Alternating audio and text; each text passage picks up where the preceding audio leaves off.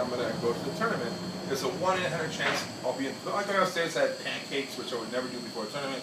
Pancakes, eat, and I walked to the tournament having acai. I walked in there, and just in case I was in a tournament, I wore my Brazilian Speedo things. I don't usually fight in those, but in case. I put my sweatpants over, I walk there, acai, I go in the crowd, I sit down with some more Brazilian girls, and I hear, D-lister, please come to the front booth.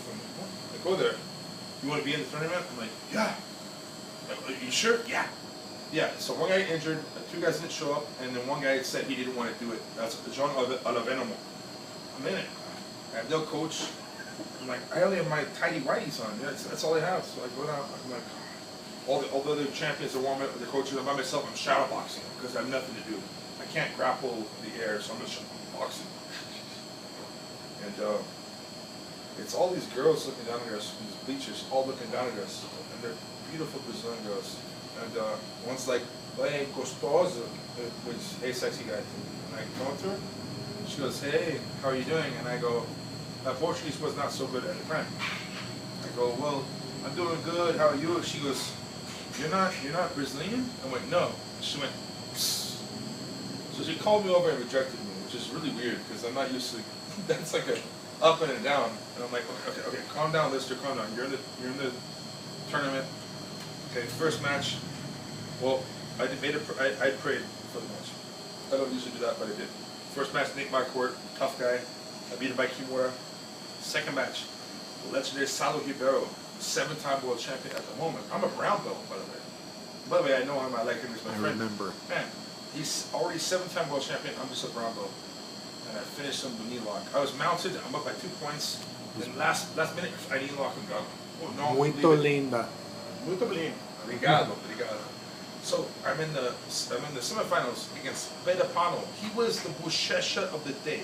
He was the heavyweight, 265-pound, 6'5" guy that no one could beat him. They call him Bedapano. It's like Rocky and Bullwinkle. You know Bullwinkle. Bullwinkle is Bedapano. So he looks like Bullwinkle. He's just like a moose. Yeah. He looks like that kind of. And there's a big, tall guy. I face him, and he's kicking my ass for the first part of the match where points did not count. And then finally, he's choking me. He got me. And I hear the crowd going crazy, and then it gets quiet because it's choking me so hard. And I look at the screen, and the screen's looking right at my face. So I'm looking at myself, and I'm calm. And it goes to his face, and he's like, he's getting kind of cocky. And my face is calm. And I go, wouldn't that be cool if I just somehow escaped? Wouldn't that be, that'd be pretty cool. And after about 4 minutes, his arm got tired. And his face was like this. And you could see he was like, what the hell? This is not normal. And I escaped, got to his back, and I won. No one could believe it. Now I'm against Kakareko. Kakareko, by the way, that same day, Fulak Janji Barrow, the guy I lost to before, and he guillotined Medeiros, Rodrigo Medeiros, Cumprido, who's my friend. 1 minute. Man, yeah, I mean, and he beat Fabrício Verdun 8-0. You know, he's a badass, tough guy. And I face him, and man, we had to walk up. My walk up was who let the dogs out? Who? I was laughing. I was having a good time walking out there. I'm shadow boxing because I have no one to work with. My friend Margarita came down from the crowd, was cornering me finally. It was cool. Face off against him. I shoot in. He goes for his guillotine. He had, at that moment, the best guillotine in the world. He had me on the guillotine for 30 seconds. 30. And I took it, and as soon as I escaped it, I saw his eyes, and he was like, he couldn't believe it. I knew I had him. Got in his guard, footlock, and I went to my 50-50 position, which was no name for that situation before. Now it's called 50-50, but I got him in 2 minutes with 50-50. Heel hook, finished him, and then, oh man, I thought I was dreaming, you know? And Bruce Buffer was like, the energy in his voice was just, I can't forget it. It was true energy. And then, oh man, I don't know. So I swear, I'm not Michael Jackson, I'm not famous, but for this one moment, I was on television, and I'm famous in this area for this one day. And they were holding the fence back of women. They were holding the fence. I swear, I'm not saying this happens all the time, but this day it happened. The Brazilian girl would try to touch me. And I'm walking by, hey, what's up, bro? To girls. And I see the same girl who called me over and rejected me, and she was really pretty. She says in Portuguese, "I knew you could do it. I'm here. I knew you could do it. I believed in you." She's saying this to me, this bullshit.